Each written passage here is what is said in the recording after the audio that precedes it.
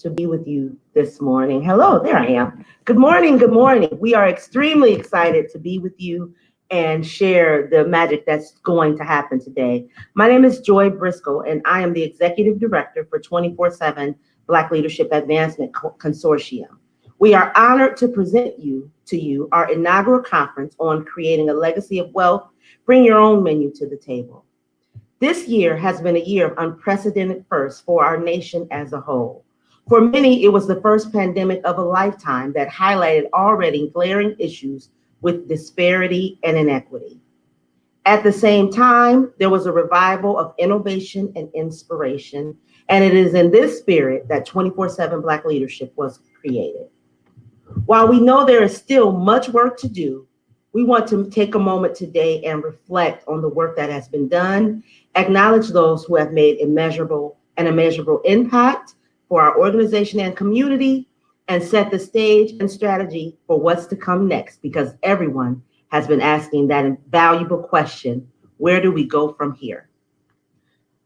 Let's also take a moment this morning to thank our sponsors: Wells Fargo, our presenting sponsor; CUNA Mutual Group, our champion sponsor; and US Bank, our conference partner. And with that being said, I'd like to also now introduce our mayor, our good friend, Mr. Mayor Quentin Hart, with welcome remarks to set the tone for this great event.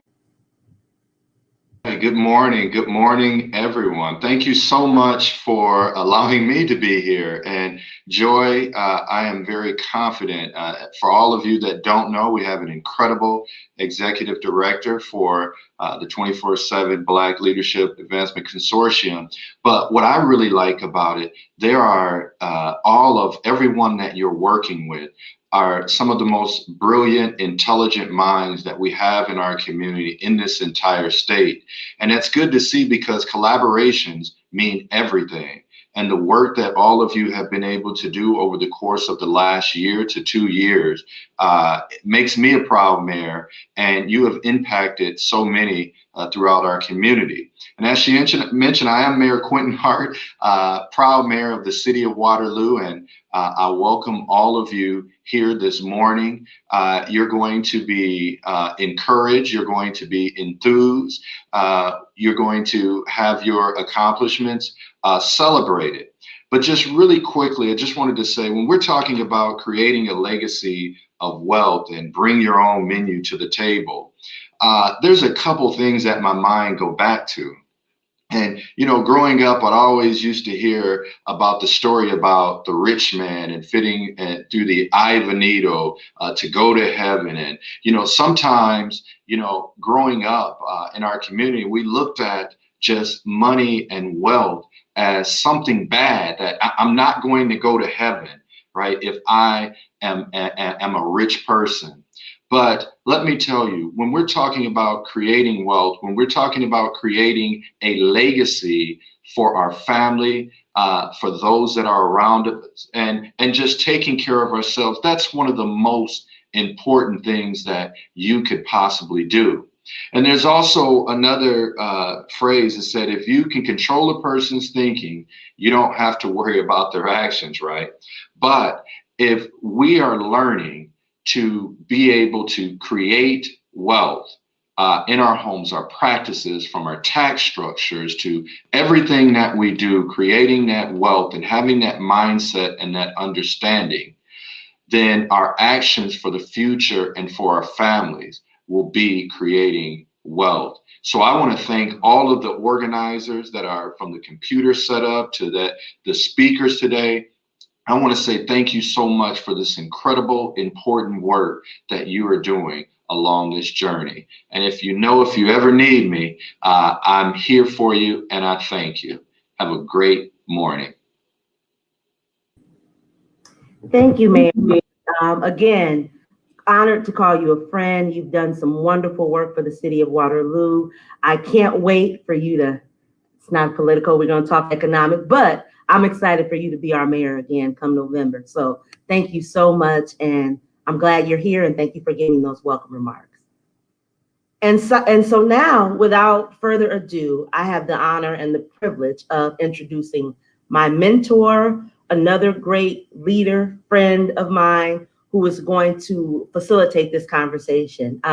Mr. Robert Smith is the executive director of the University of Northern Iowa Center for Urban Education, and they are essentially changing the game here in the Midwest with what they're doing to empower our minoritized populations in education. And so it is so fitting that Mr. Robert Smith, who is an advocate for financial literacy, for equity, and economics, is the person that is going to introduce and set the tone with Mr. Greg Cunningham this morning from US Bank. I'm excited about this conversation, Robert, and I can't wait for you and Greg. I'm anxiously awaiting this opportunity. Thank you very much, Joy. I really, really appreciate it. It's an honor to be here. And I'm so very excited to be part of 24/7 group, Black group, because it's part of what I just believe strongly that I've been fortunate and blessed to have a voice in this community and have been allowed to have an impact and play a major part in helping our youth and our community. And so to be able to do this morning is definitely an honor for me. And I have the privilege to introduce a gentleman that I've had a chance to meet briefly this morning, but I've read a great deal of information about him and all of the work that he's doing, not just at US Bank at the highest level. Mr. Greg Cunningham, who's the Chief Diversity Officer for US Bank, who's doing great work in that area in the corporate world. Taking on individuals, challenging the banking industry and understanding the value of diversity and inclusion. So I won't go into a great detail of his resume. I will let Mr. Cunningham share as much as he'd like to share with us about who he is. And we're just very, very excited this morning to have him join us. Welcome and thank you, Mr. Cunningham, for being with us this morning. Thanks, Robert. It's a thrill to be here, and I'm really honored to have been invited by the 24/7 Black Leadership organization and the Waterloo community in general. It was a real thrill to hear from Mayor Hart and all the great work that he's doing, and I applaud the entire community on the work that you guys are doing to empower all of our communities, but specifically the Black community, to build wealth. Robert, I think the only thing I would share with the audience that in terms of my background that I think is useful for the conversation that we're going to have is that, I've made it a part of my career and almost, well over 20, almost 30 years in corporate America, to always commit myself to causes to advance equality. I'm new to the space of diversity, equity, and inclusion. I am the Chief Diversity Officer at US Bank, reporting to the CEO. But I wasn't a diversity practitioner before I took this role. I had spent most of my career in marketing for other Fortune 500 companies, and quite honestly, I was very hesitant to take a diversity role at the company when it was first presented to me. But I felt like that banks, and which is important for this conversation, Robert, I felt that being at a bank and thinking about this notion of inclusion, particularly financial inclusion, that I could make a real difference, and that banks, because of the history, and I'm one of those people who geeks out on history, and I'm just a student, and I'm very passionate about history and understanding it. And if you understand the history of banks in communities of color and the Black community in particular, it's not a good history.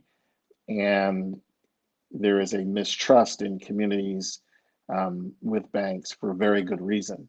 And it was sort of my contention that banks really needed to own up to this history and talk about it honestly before we could move forward. And so I think for us being at US Bank, being able to understand how the industry has really been complicit in creating many of these disparities that we're trying to resolve is really the first step in how we move forward. So I could go on and on about that, but I know you have tons of questions you'll want to get to, and I think I'll be able to touch on some of the specifics in response to your question. So I welcome that, and I really appreciate you having me. Great, great. So let me start out by asking you this, Greg. What have you found particular has been the biggest challenge, um, particularly in the African American community? I mean, for good reasons. We historically um, have had reasons to have doubts about um, us being able to be full participants in all aspects, economically, education, and a number of factors. Um, what would you what have you found that's been the biggest challenge for us to be able to start to come forward and to understand how important it is for us to participate?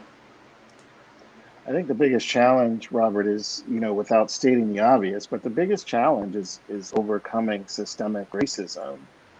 And I don't mean that, lightly. I think when you and I were talking right before we got on the call, I talked about, and I've recently written about the Kerner report from the 60s, which I'm going back and rereading myself, and I would encourage everyone on this call to sort of take the opportunity to at least read portions of it, because the Kerner Commission was really the first time that the US government sort of acknowledged that many of the disparities, and in fact, the civil unrest that was happening in the 60s in our cities, in our urban cities, that it was the direct result of systemic racism on the part of the US government, who had been complicit and condoning of it. And it's not just the behavior of racism, but it's the fact that it's embedded in our systems. And our greatest challenge, Robert, is to all of us that sit in seats of power, that have influence, that we do everything we can to sort of understand where there are systemic barriers to equality, and that we remove those barriers. And so I think that's a big part of how I see my role and my responsibility, is to work within the financial system, within the financial industry, to identify where there are barriers, and there are many, access to capital, home ownership, employment, healthcare, all of these things. But I think the role that we can play as financial institutions is to help to do everything we can to make sure that we are removing those kinds of systemic bias and systemic racism and systemic barriers from all of our practices. And I think that's a huge focus for us at US Bank.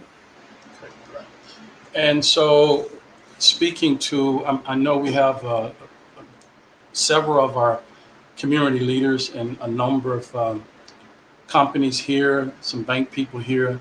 What would be two things that you think would be good for companies and business people who are here today, how they could play an important role in helping with this equity issue? Well, the first thing you have to do is you actually have to have some real intentionality around it. Nothing moves without intention. Intentionality is my favorite word right now.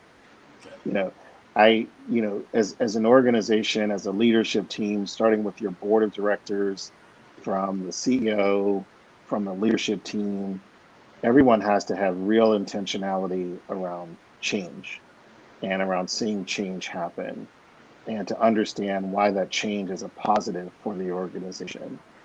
So I would start with intentionality. The first thing is you have to build in systems of accountability. You have to hold yourself accountable.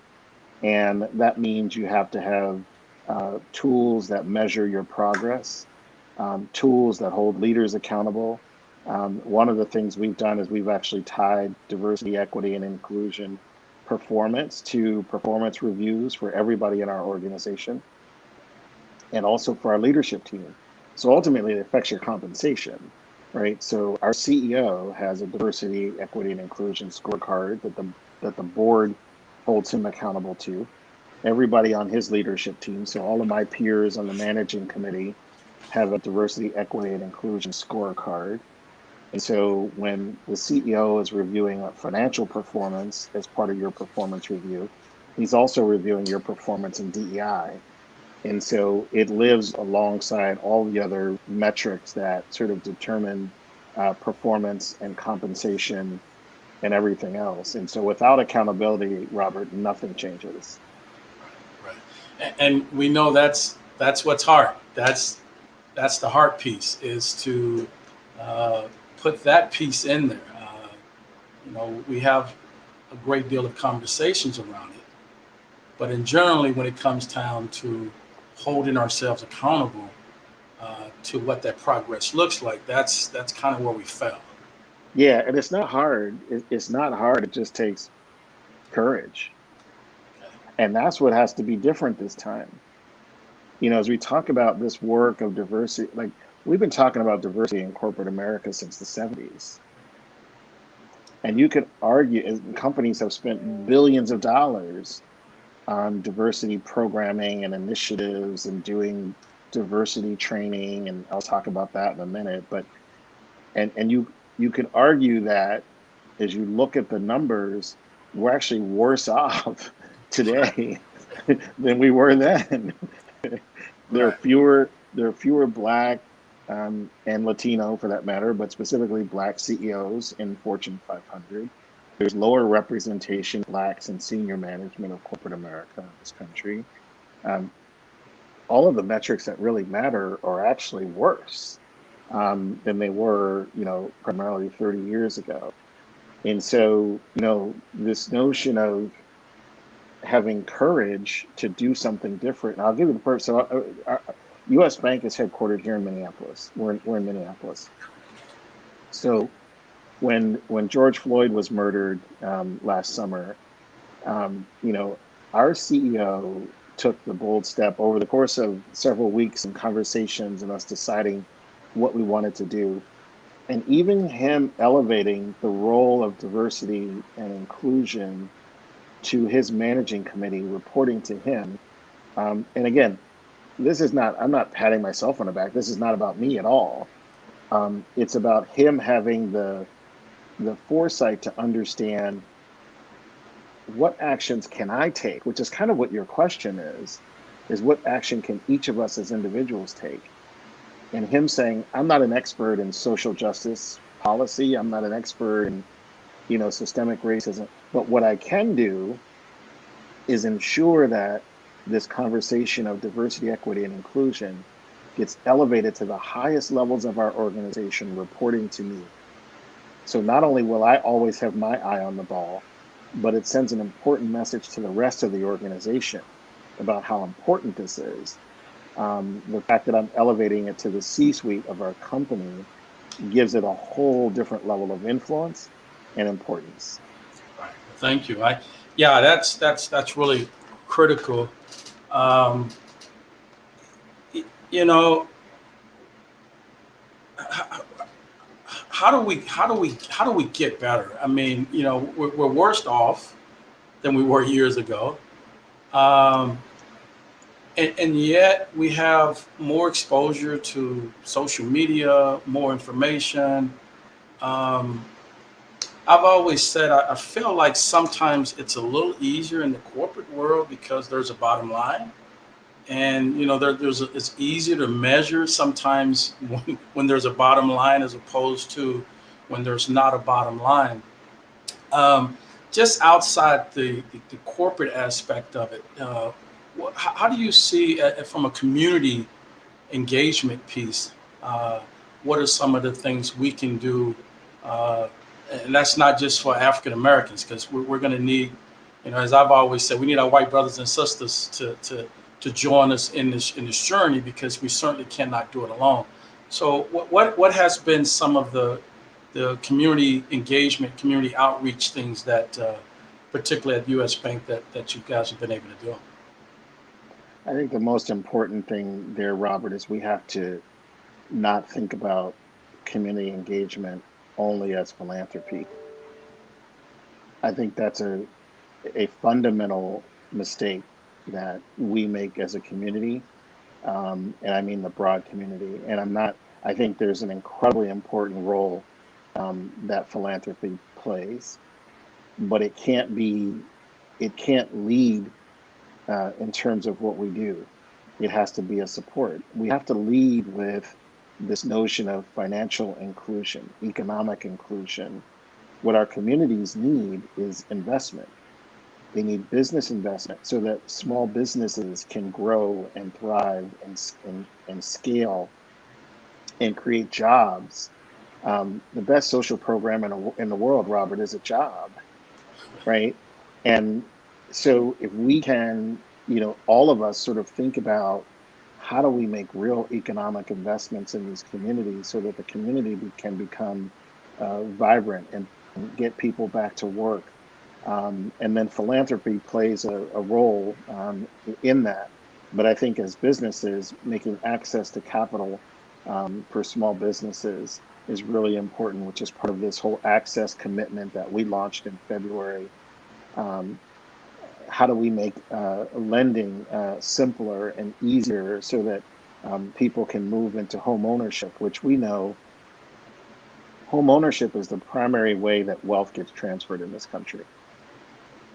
It's the most foundational way that people move wealth from generation to generation is through home ownership. But there's a huge home ownership gap in this country. Home ownership amongst white community across this country is about 76%.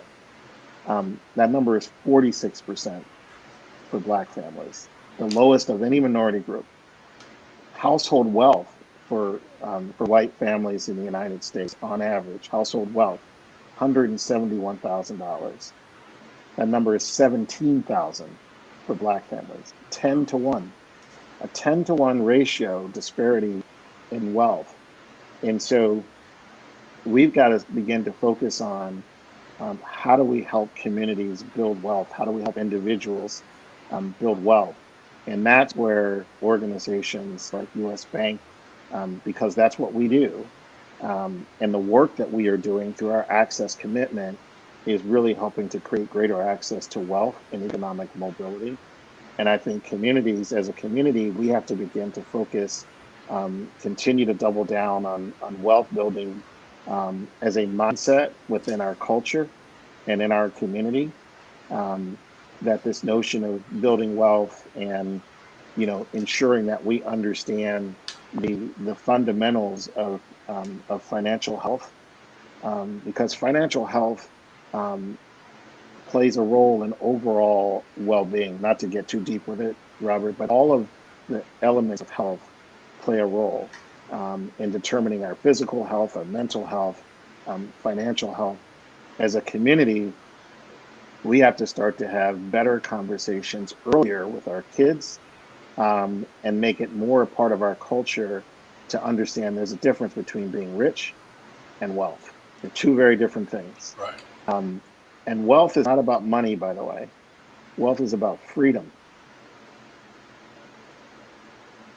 Yes. So let me ask you this, because now you're speaking my language. I mean, this is something. I could go we can go wherever you want to go with this, man. I could geek out on this conversation of wealth. So. Well, me too, because I've just always believed that it is so important that wealth, because that mindset, just once you're able to have a grasp for that, it just leads you in so many other directions in terms of improving the quality of one's life. Yes. And I know 24/7 Black, we got started for that primary reason, is to really do everything we can to help the Black community understand the importance of that mindset of wealth. Yes. Because it's just because some of it has to fall on us, and we have to play a major role in helping try to change that narrative, particularly in the mindset. So one of the things as 24/7 Black we want to do is to start having more community/business conversations, to have more of these types of conversations. And I know we've talked about doing some things with US Bank, doing some things with some of the other banks, just trying to make sure that we start to create that and help Yes. In terms of home ownership, is it the traditional way of individuals getting mortgages? Is anything changing internally to give people a better opportunity to buy homes so they can have this home ownership? Because having I'm a homeowner and I've owned property. Uh, it's a complicated system if you're just Yes. trying to get into that. Or, what are your thoughts on how do we move forward on that? I think the short answer to your question is yes. The way that we are working, the way that we're looking at our own practices within the bank and how we have conversations. Again, the conversation for us about home ownership is not about trying to move people into a mortgage. That's not the goal. The goal is how do we help people understand wealth? And owning a home is one of the most critical steps in that process. And what we're doing, Robert, we're launching later this summer a project that we'll just call Dream for now, but it is about sort of partnering with community-based organizations to talk about how do we help have different conversations around financial education, helping people understand. We're partnering with John Hope Bryant and Operation Hope to have financial counselors in our branches, right? Because to your point, owning a home and that whole process of home ownership is really complicated. And so we need people from the community to actually help people through the process of understanding what's required. Um, this notion of helping with financial education and helping people build credit, all of those things are so really, really important. And I think as we partner with organizations like 24/7 Black Leadership and Operation Hope and others across the country, I think having new conversations about wealth are really important. But it does start with looking at our existing products and how those products, potentially may even be preventing us from making the progress. So working differently inside the organization is a part of how we're thinking about this work. Great. Okay. Thank you. So let me ask you this. We have other professional people on here who come from different other companies and nonprofit organizations. Um, obviously, we live in Iowa. We certainly have areas that have literally no diversity at all, uh, and individuals are working on it. Um, what would you say to the community from a community broad perspective on you know why is this really important? To Mm. have uh, people with different thoughts, different ideas, and not to be afraid of it. To me, like that, I know that is the most basic question, and I don't smile because I don't appreciate the question, but it's hard for me to understand why anyone would even question it. Um, but I would say that to me, the simplest answer is that is the promise of America. All that the community is saying is let's live up to our promises. And when we created a founding document that said we the people should mean all the people, but it didn't. It didn't.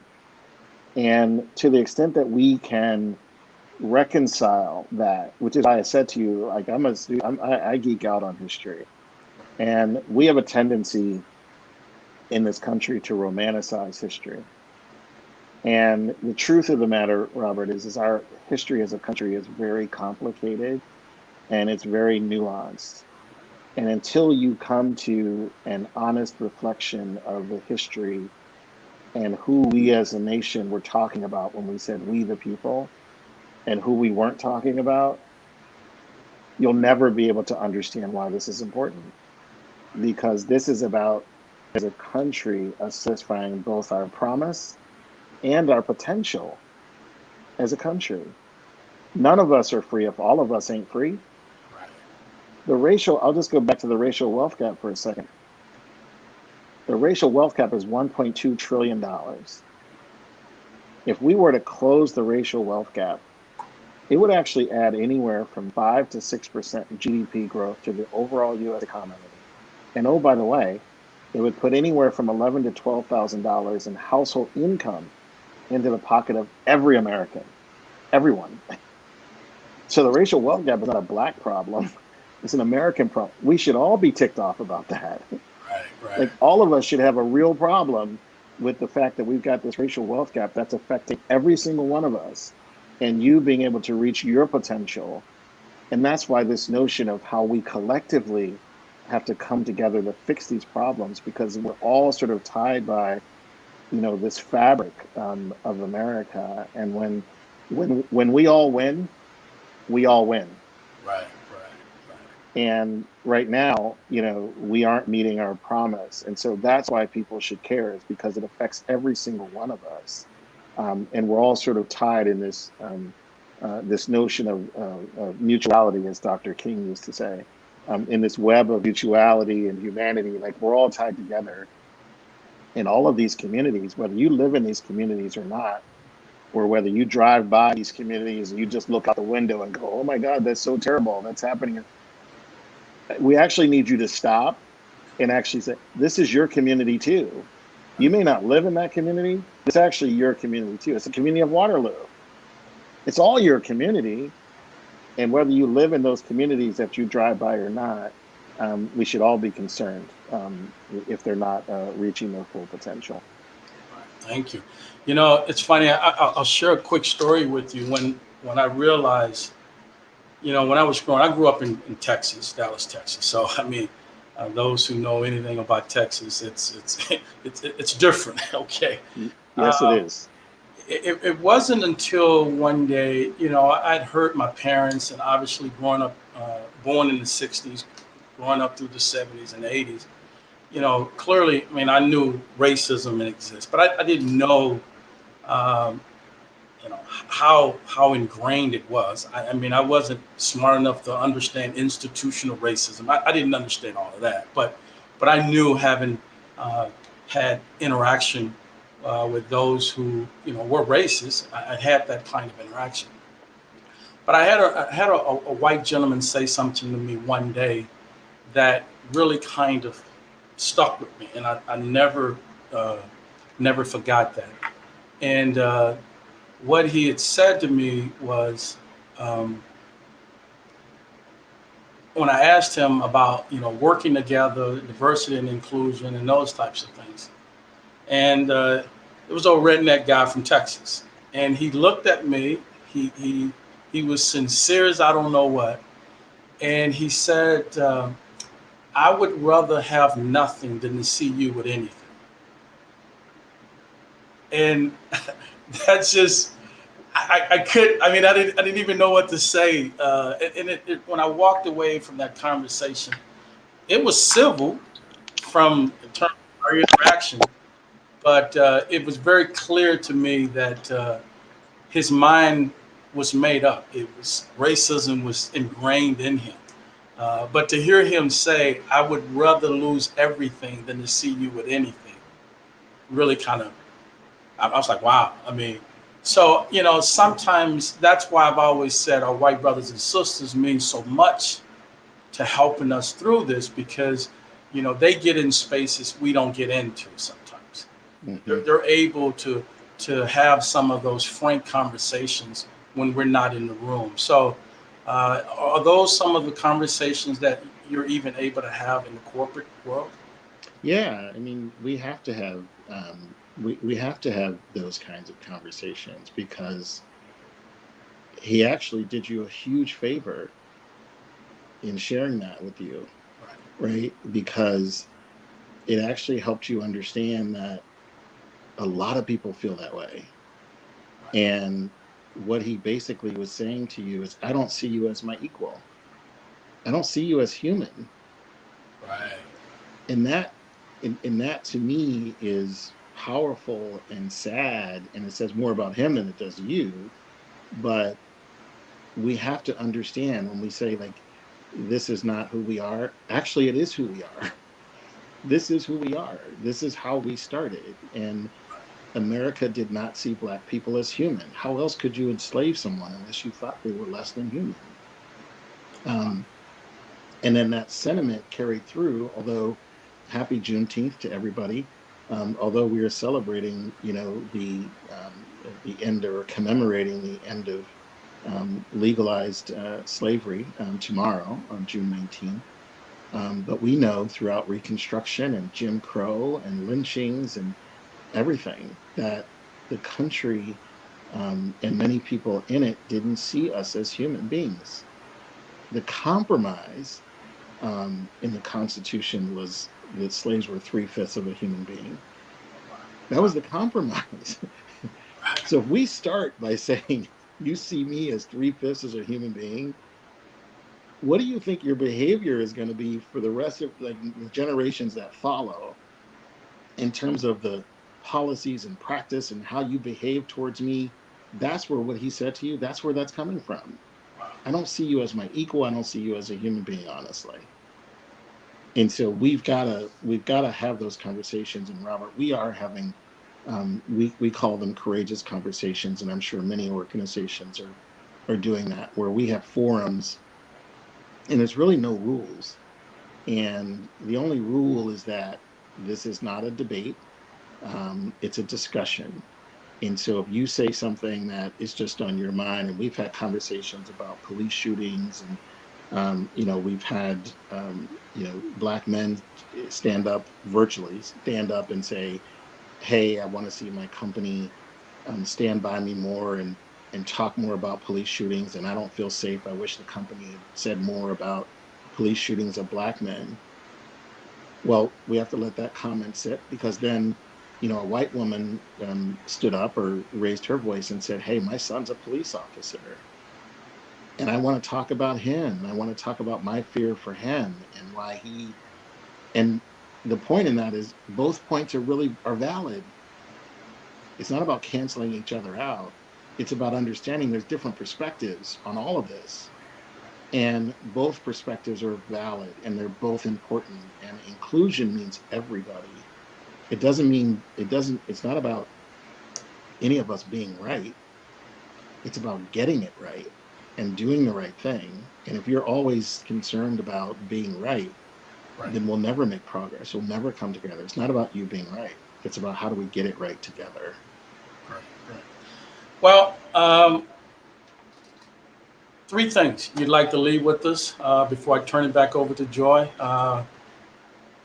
Just 3 things. I mean, I've read a lot about you, Greg. I mean, obviously did the research and everything, and I definitely want to thank you so much, man. And from one brother to another, I appreciate the work you're doing and the battles that you're taking on. And I know sometimes we don't hear it enough from each other, but I just want you to know we definitely have nothing but the utmost respect and love for you and the work that you're doing. So I'd like to have you to leave us with 3 thoughts that you'd like to leave with us today.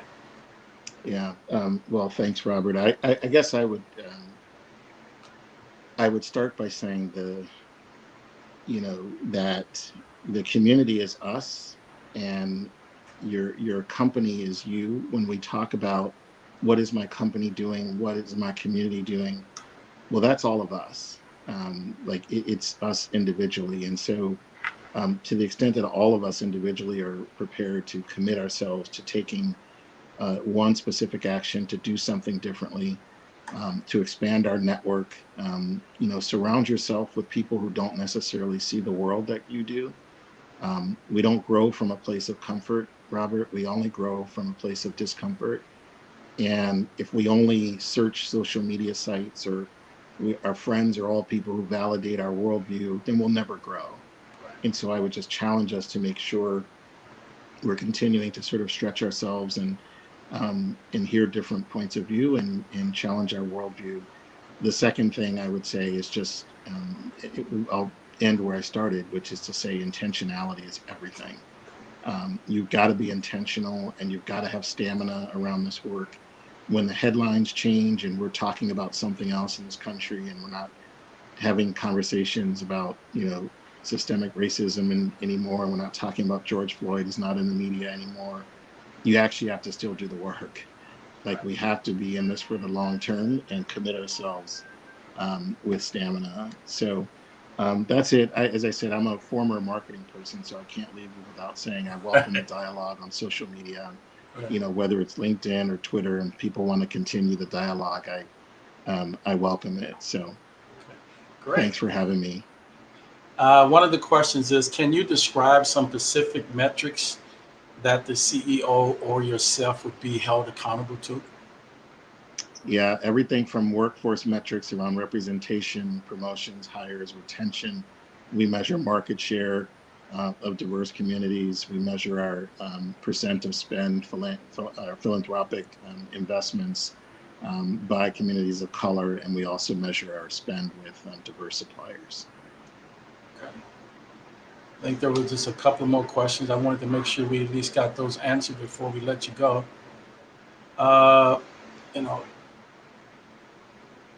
Where does a company begin to do this work? I know people always they don't know where to start. So where would it start? I don't know that I believe that.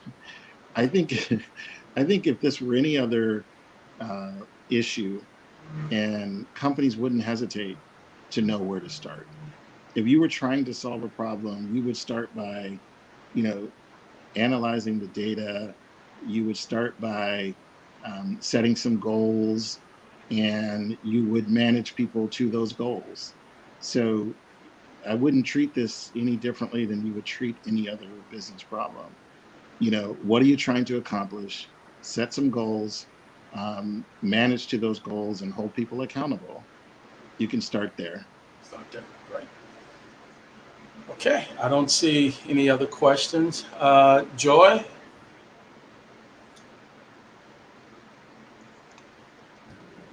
Greg, I think this has just been a phenomenal conversation, as I knew it would be with you and Robert, as you guys are very much aligned in kindred spirits on what's important. Robert is my mentor, and so he has really opened my eyes the past. He's mine too now. That's awesome. That's awesome. So, Greg, I actually saw the LinkedIn blog that you just did. And so for those who out there checking us out, please do check out the LinkedIn blog that Greg wrote on Juneteenth. Could you share a little bit about the overview about that? And it's a U.S. Bank is doing such great work. So I would love for you to even give some insight into that, the blog, and what's important from that. Thanks, Joy. I'll just mention it really briefly and say that, in commemoration of Juneteenth, we are closing all of our retail branches on Saturday, which is the actual anniversary of Juneteenth. So that's first. We're going to take specific action, as well as having a number of events throughout the organization by our employee resource group. But the blog itself, Joy, I thought it was important to put Juneteenth in the right historical perspective, and to even just sort of summarize where we are today in the right historical perspective. And I mentioned it earlier, but the Kerner Commission report was so important because when all of these riots were happening back in the 60s, and it started because of a police interaction with the Black community in Los Angeles, and then it spread to many cities, including Waterloo, I'm sure, throughout 1965, 66, and then it culminated in the worst riot of the decade, which was the 67 riot in Detroit, which left 43 people dead. In light of all of that, President Johnson, because he was in such political trouble at the time and he was worried about being reelected, he decided to commission this group called the Kerner. Otto Kerner was the head of the commission, to really study why these civil unrests were happening in all of these cities. And the commission, over the next 7 months, really started to research why these civil disturbances were happening. And their conclusions were so powerful. And, and you can read the summary, hope you'll read the blog, but read the summary of the Kerner Commission. They actually had it right. We just didn't, as a nation, as a country have the courage to follow through on the recommendations. But the most powerful part of what they surmised was that systemic racism was the cause of these civil disturbances. And they traced all of these instances and issues all the way back to slavery. And basically what they said is racism is systemic. It's embedded in our institutions. And what Black people understand that white people never, and I'm using their words, not mine, what Black people understand that white people have to come to terms with is that, you know, racism was created by the government and white society. Again, their words, not mine. That it was supported by the government and it was condoned by white society. And for a governmental agency to say that so formally and so publicly was really powerful. Now, obviously, it was a hotly debated and, you know, different people on the other side. It was a bipartisan commission. And obviously, those that were really conservative had real problems with the language that they used and how they talked about it. And there were certain folks on the left who felt like they didn't go far enough. But if you read it, you could actually put the year 2020 on it and say, like, these issues are the same.